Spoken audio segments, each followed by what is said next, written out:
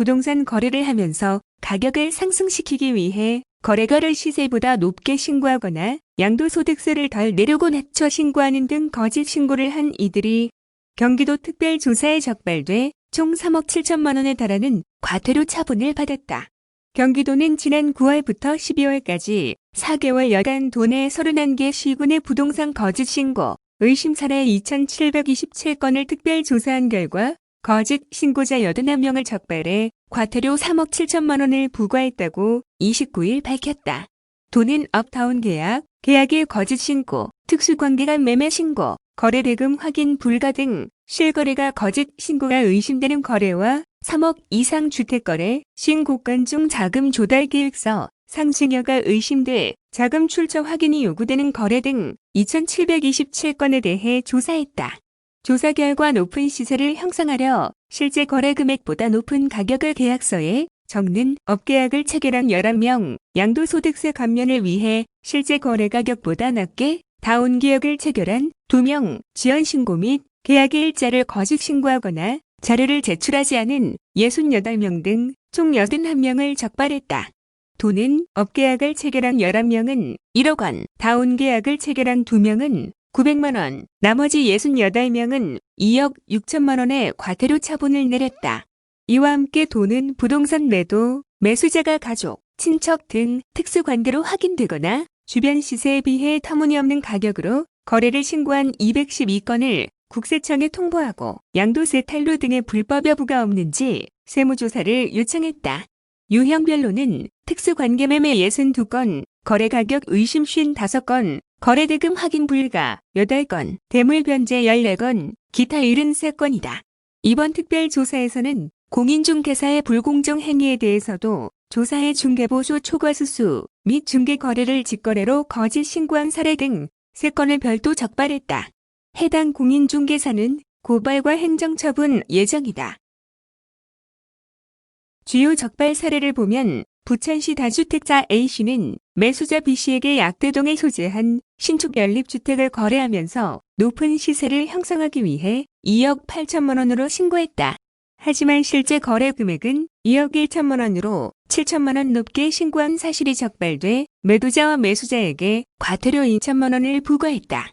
이외에도 매도자 A씨는 같은 소재지 연립주택을 매수자 C씨에게 거래하면서 6천만 원의 업계약 사실이 추가로 밝혀져 매도자와 매수자에게 2천만 원의 과태료를 부과했다.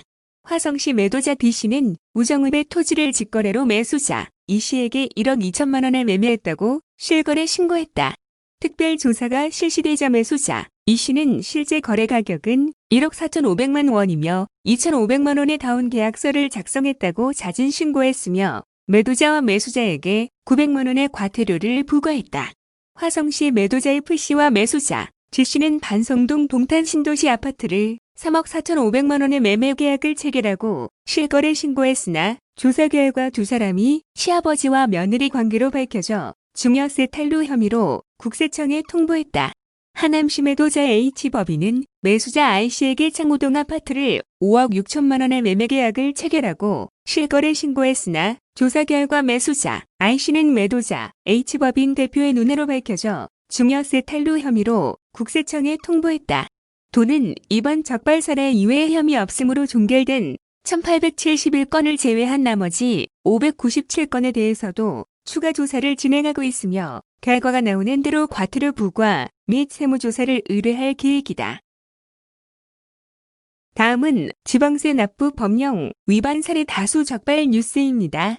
별장이나 고급 주택을 소유하고도 중과세를 피하기 위해 일반 세율로 축소 신고하는 등 지방세 납부 법령 위반 사례가 다수 적발됐다.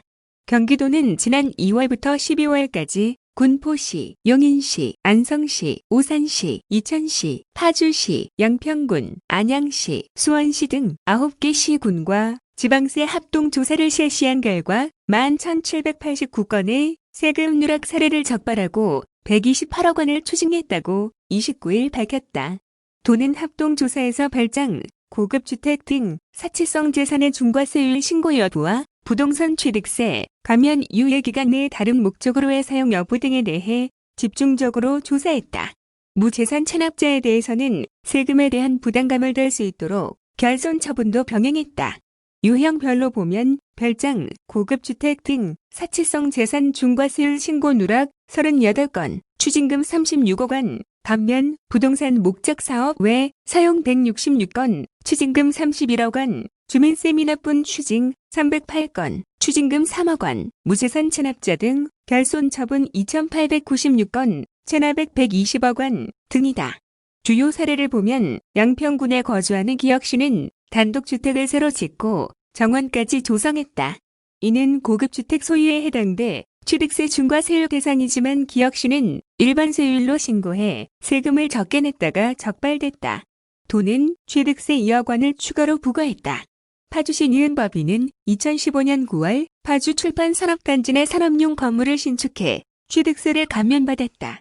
니은법인은 감면 목적과 다르게 해당 건물을 임대한 사실이 적발돼 취득세 6,500만 원이 추징될 예정이다.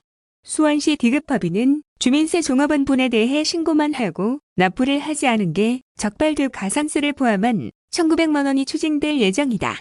또한 사업장 면적이 330제곱미터를 초과하는 사업장은 주민세 재산본을 신고해야 하는데도 18개 사업장에 대한 신고를 누락한 것이 적발돼 2천만 원이 추가로 추징될 예정이다.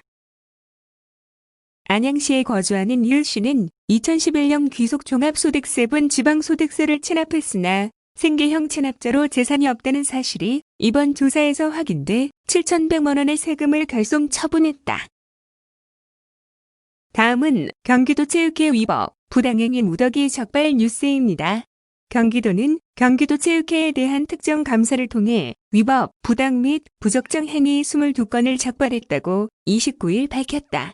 이번 특정 감사는 도체육회 관계자의 일반 운영비 부정 사용 진정을 접수한 도체육과의 감사 요구로 시작됐다.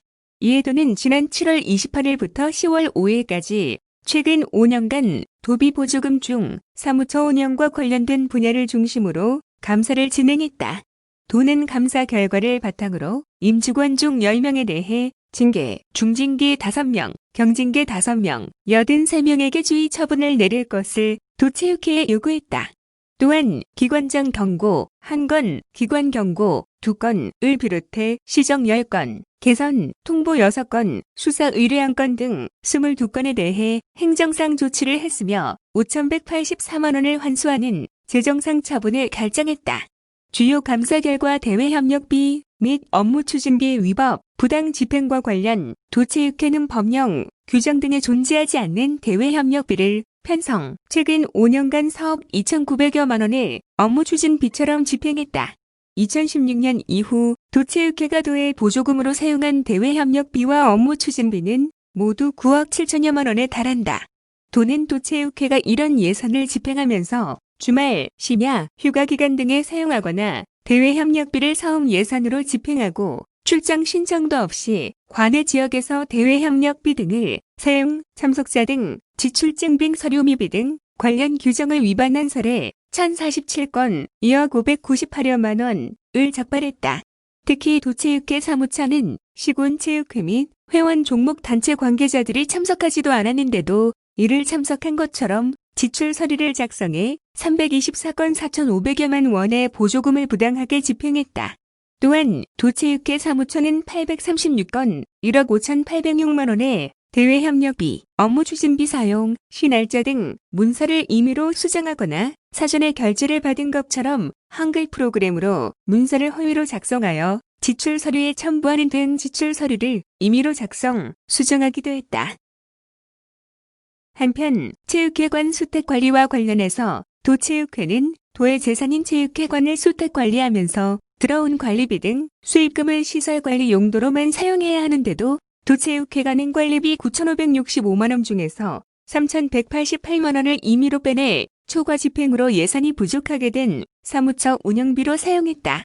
이 결과 현재까지 도체육회는 관리비 3,188만 원을 납부하지 않은 상태다. 또 사무처 일반 운영비로 충당해야 하는 추계, 부의금품, 화환 등 대금 503만 원도 체육회관 수탁관리 수익금으로 집행하면서 조경 개선용 수목 등으로 구입한 것처럼 허위 서류까지 작성한 사실도 적발됐다. 그 외에도 도체육회는 행정지산이 경기도체육회관을 식당, 커피숍, 사무실 등으로 제3자에게 전대하면서 공유재산 및 물품관리법이 아닌 자체 내부 규정에 따라 세액률을 산정, 전세금 또는 월세 형식으로 분할 납부하는 내용으로 계약서를 체결했다. 이에 따라 올해에만 1억 5천여만 원의 사용료를 받지 못하는 결과를 초래했다. 그중 체육회관에 입주한 체육 관련 단체의 경우 사용료 감면 대상이 아님에도 매년 무상으로 사무실을 빌려주고 월 관리비만 징수해온 것으로 드러났다. 보조금으로 사업을 수행하면서 임직원 파견비, 부당 지출 및 계약 업무를 소홀히 한 사례도 적발됐다.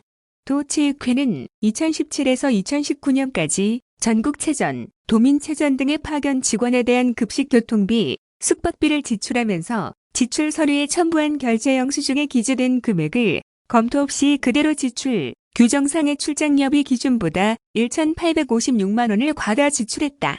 또한 도체육회는 2018년 경기도체육대회, 경기도생활체육대 축전의 시상품 제작업체를 선정하면서 낙찰 자결정 통보 12일 후 업체에서 응답서를 제출했기 때문에 계약을 체결하면 안 되는데도 계약을 체결했고 계약 체결 전에 물품을 납품받았으며 물품 납품 시 검수 절차를 미이행했고 선급금 지급 후 정산도 하지 않는 등 지방계약법을 위반했다.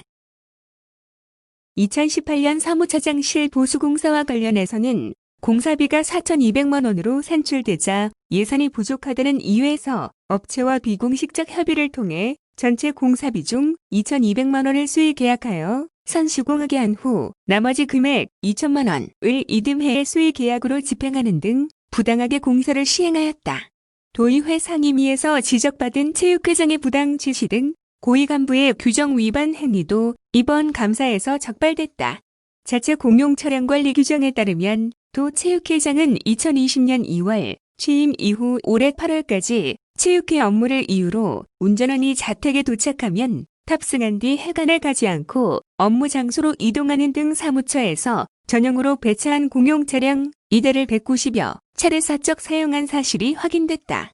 특히 도 체육회장은 집무실 개선 공사 과정에서 본인이 직접 결정한 업체에서 탁자를 구매하도록 지시, 사무처에서는 2020년 3월 5일 해당 업체로부터 세금 계산서를 받아 구매를 완료했음에도 이튿날 비교업체 견적서를 지출 서류에 보완하고 마치 절차상 하자가 없는 것으로 서류를 꾸민 뒤 771만 원 가량의 탁자를 자산 취득비로 구매하였다.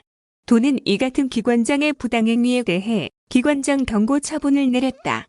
또한 도 체육회 고위 간부인 A씨는 본인 200만 원을 출자하여 사적 이해관계가 있는 사회적 협동조합과 MOU 체결을 주도적으로 추진한 뒤 이를 근거로 해당 조합과 수의계약 체결을 지시해 행동강령을 위반한 사실이 확인됐다. 이 과정에서 A씨는 해당 조합과의 사적 이해관계 신고 의무도 이행하지 않았다. 직장운동 경기부 지도자의 금품 수수 사실도 확인됐다.